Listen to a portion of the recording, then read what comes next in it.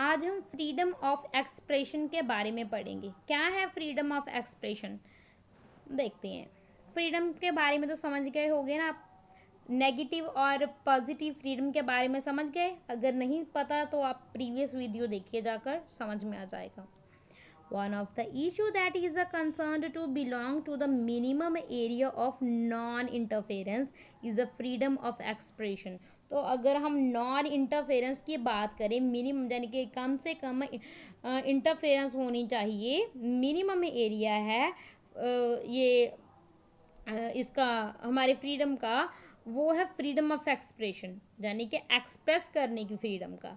JS. Mill बोलते हैं, set out good reason, वो गुड रीज़न देते हैं why freedom of expression should not be restricted. तो ये जो फ्रीडम ऑफ एक्सप्रेशन है, इसको रिस्ट्रिक्टेड क्यों नहीं किया गया? This is a good case for discussion. ये भाई गुड केस है डिस्कस करने का। भाई ये फ्रीडम ऑफ एक्सप्रेशन के ऊपर रिस्ट्रिक्शन क्यों नहीं लगाई गई? अगर हम वही तो, अगर किसी को बोलने की आज़ादी नहीं होगी तो भाई फिर फ़ायदा ही क्या है ना? सोच के देखिए, अगर आपको आज़ादी मिल गई है, ठीक है, आप आज़ाद हो, कहीं पे जाइए, मगर आपको बोलने का अधिकार नहीं है, तो कैसा फील होगा, है ना? तो यही बात यहाँ पे है। At various time there have been a demand to a ban books. बहुत बार ऐसा हुआ है कि बुक्स के ऊपर बैन लगाने की बात की गई है, प्लेस के ऊपर, फिल्म्स के ऊपर, एकेडमिक आर्टिकल्स के ऊपर, रिसर्च जर्नल्स के ऊपर बैन लगाने की डिमांड की गई है। Let's think about this demand to ban books in a right of our discussion so far, which sees a freedom as to making of choices हैं। तो सभी अपने अपने आइडियाज़ को एक्सप्रेस करते हैं, तो बैन किस बात का? Where a distinction is a made between a negative and positive liberty. Negative and positive liberty के बारे में बता चुकी हूँ मैं पहले ही आपको। Where we recognise the need for a justifiable constants, but there have to be a support by a proper procedure and an important moral argument। तो भाई उसमें क्या करना होगा? इसमें क्या करना होगा?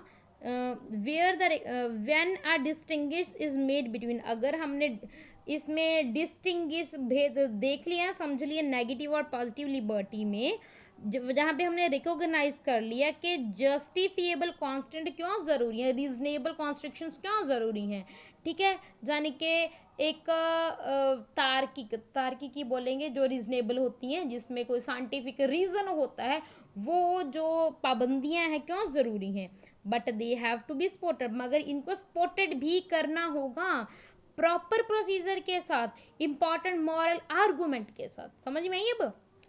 फ्रीडम ऑफ एक्सप्रेशन, जो फ्रीडम ऑफ एक्सप्रेशन है, वो एक फंडामेंटल वैल्यू है।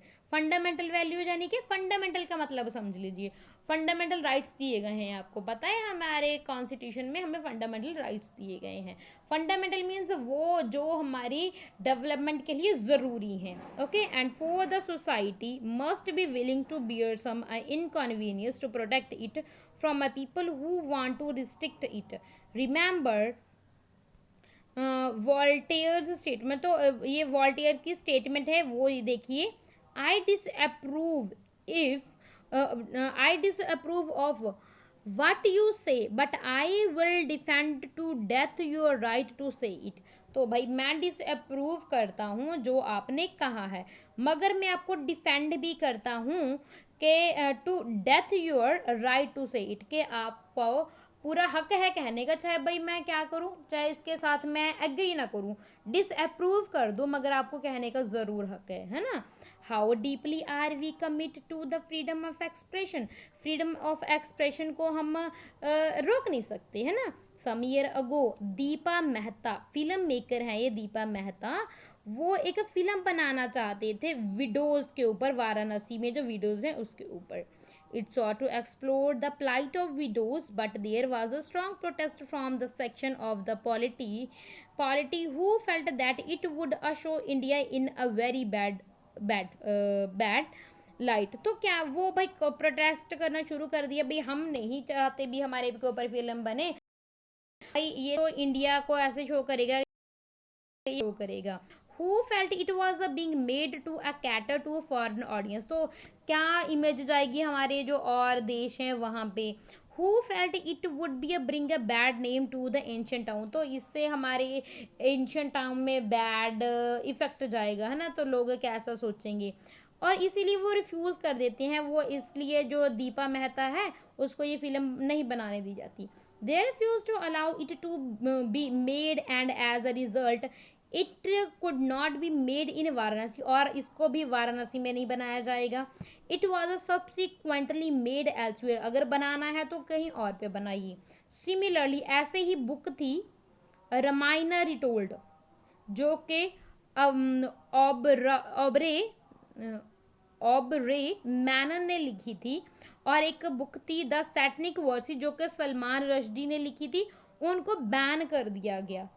बहुत से प्रोटेस्ट किए गए from the different section of society, अलग अलग सोसाइटी के लोगों ने प्रोटेस्ट की, क्यों किए, जैसे एक फिल्म थी the last temptation of Christian and play था मी नथु राम भोले, ये भी बैंड कर दी गई प्रोटेस्ट के बाद। क्यों? क्योंकि भाई उनकी जो धार्मिक भावनाएं हैं उनको धक्का लगता है, क्योंकि वो टॉलरेट नहीं कर पाई उनके व्यूज़, मगर भाई ये तो अगेंस्ट हो गया ना, जो वो उनके जो व्यूज़ हैं, जो उनके एक्सप्रेशन हैं, उनके ऊपर हमने बैन लगा दिया, रिस्ट्रिक्शन लगा दी, है ना।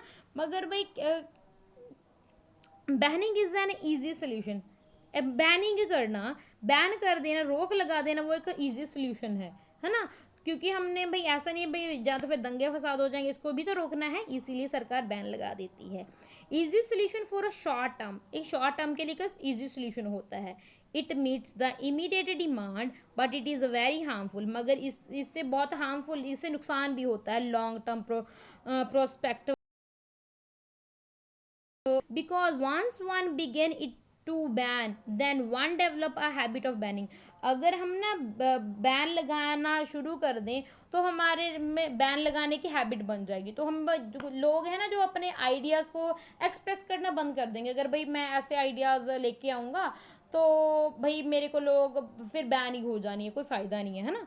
But does this mean that we should never ban, क्या इसका मतलब ये है कि हमें कभी बैन नहीं लगाना चाहिए? बताइए करना क्या चाहिए, बताइए।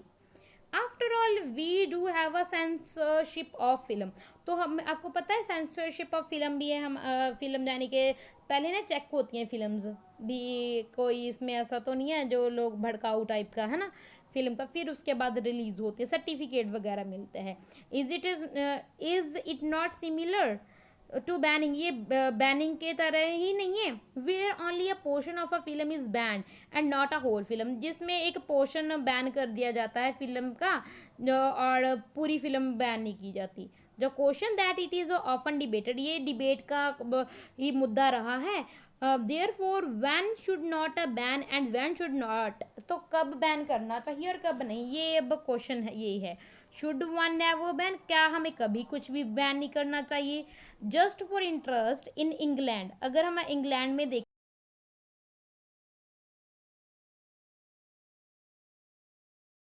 the conduct are constrained from writing about the inner affair of the household. So, if a person were to leave the employment, they would be unable to give an interview or write an article or author to book about the policies of the royal houses. जाने के क्या है, पता क्या है, England में क्या है, कांस्टेंट लगाया गया है, क्या है, अगर कोई पर्सन एम्प्लॉयमेंट करता है, कोई काम करता है, ठीक है, किसी जैसे कि रॉयल काम करता है, ठीक है, तो भाई वो अपनी कोई इंटरव्यू में या कोई वो नहीं लिख सकता, कोई आर्टिकल ऐसा नहीं लिख सकता जिसमें वो जो पॉलिटिक्स है रॉयल हाउस होल्ड की उसके बारे में अपने इंटरव्यूज में अपने विचार एक्सप्रेस नहीं कर सकता। Is this an unjustifiable constraint on the freedom of expression, क्या ये सही है? भाई वो अपने आइडिया जो भी उसके एक्सपीरियंसेस है वो उनको बता नहीं सकता, क्या ये सही है? ये ऐसे बैन करना सही है? constants of a different kind thus exist and we are subject to them in a different situation, तो ये जो restrictions हैं ये different different तरह की हैं और different different subject की हैं, different different situations पे लगती हैं। while reflecting on such a situation we need to realize it when a constants are backed by a organized social, religious or culture authority or by the might of the state. ये कब ये जो constants हैं ये religious culture authority और किस तरीके से ये होनी चाहिए. दे रिस्ट्रिक्ट आर फ्रीडम, मगर ये हमारी फ्रीडम को रिस्ट्रिक्ट करती हैं in way that are difficult to fight against. तो भाई इसके अगेंस्ट लड़ना भी मुश्किल है. हाउएवर इफ़ वी विलिंगली, अगर हमारी चाहत है और for the sake of pursuing our goal और एम्बिशन, तो हम अपने गोल को अचीव करना है, अपनी एम्बिशन को परस्यू करना है, तो एक्सेप्ट करनी होंगी ये सभी रिस्ट्रिक्शंस. हमारी freedom is not a similar limited. तो हमारी जो फ्रीडम है वो सिमिलर लिमिटेड नहीं होती है सभी सिचुएशंस में. इफ़ एनी केस, अगर कोई ऐसा केस आ जाता है, if you are not coerced into accepting the condition, अगर आप इन कंडीशंस को एक्सेप्ट होगे, then we would claim that our freedom has been a curtailed. फिर तो आपकी जो फ्रीडम है वो बिल्कुल ही कर्टेल कर दी जाएगी. We begin by saying that the freedom is the absence of an external constant. हमने शुरू कैसे किया था आपको पता है. जब हमने चैप्टर शुरू किया था हम बात कर रहे थे कि फ्रीडम क्या होती है, ये एब्सेंस ऑफ एक्सटर्नल कॉन्स्टेंट्स होती है. मगर अब हमें पता चल गया, अब हमें रियलाइज़ हो गया कि जो फ्रीडम है वो एम्बॉडीज आर कैपेसिटी. वो फ्रीडम ऐसी है जो हमारी कैपेसिटी को एम्बॉडीज करती है, हमारी एबिलिटीज़ को, हमारी चॉइसेस को एम्बॉडीज करती है. And when we make choices, जब हम चॉइसेस बनाते हैं, we have also to accept responsibility. तो हमें कुछ रिस्पॉन्सिबिलिटी को भी एक्सेप्ट करना होगा हमें, और ये कुछ जिम्मेवारियां भी बनेंगी ठीक है. कुछ भी एक्शन करने के लिए जिसका नतीजा किसी को हार्म पहुंचाना ना हो. हमें फ्रीडम ज़रूर है, मगर हमारे पर रिस्ट्रिक्शन ये है कि हम ऐसी फ्रीडम ना अपने इंजॉय करें कि दूसरी की फ्रीडम को नुकसान पहुंचे. It is for this reason that most advocates of the liberty and freedom maintain that children must be placed in the care of parents. इसीलिए अगर फ्रीडम की बात की जाए तो फ्रीडम है ना, बच्चों को नहीं पता कि कैसे क्या करना है, इसीलिए तो उनको पेरेंट्स के गाइडेंस के अंडर रखा जाता है. बच्चों पेरेंट्स मेंटेन करते हैं उनकी फ्रीडम. ठीक है. Our capacity to make the right choices, हमारी जो कैपेसिटी है राइट चॉइस करने की, to assess in a reasoned manner available option, shoulders the responsibility of actions, have to build through a education and a cultivation of judgment just as much as it is needed to be nurtured by a limited authority of the state and society. तो भाई हमें education के ज़रिए हमें cultivate करना होगा, हमें ऐसी एजुकेशन देनी होगी जिससे हमें इस तरह से हम इंजॉय कर सकें अपनी फ्रीडम को कि दूसरे को हार्म ना पहुंचे, और हम अपनी सोसाइटी में रहकर, अपनी लिमिट में रहकर अपने डेवलपमेंट भी कर सकें. तो ये चैप्टर है फ्रीडम, वो कंप्लीट हो गया है. आई थिंक इस चैप्टर का सब कुछ आपको क्लियर हो गया होगा. ये जो फ्रीडम ऑफ एक्सप्रेशन है इसके बारे में ये जो बॉक्स है ये मैं नेक्स्ट वीडियो में डिस्कस करूँगी आपके साथ. Thank you and God bless you.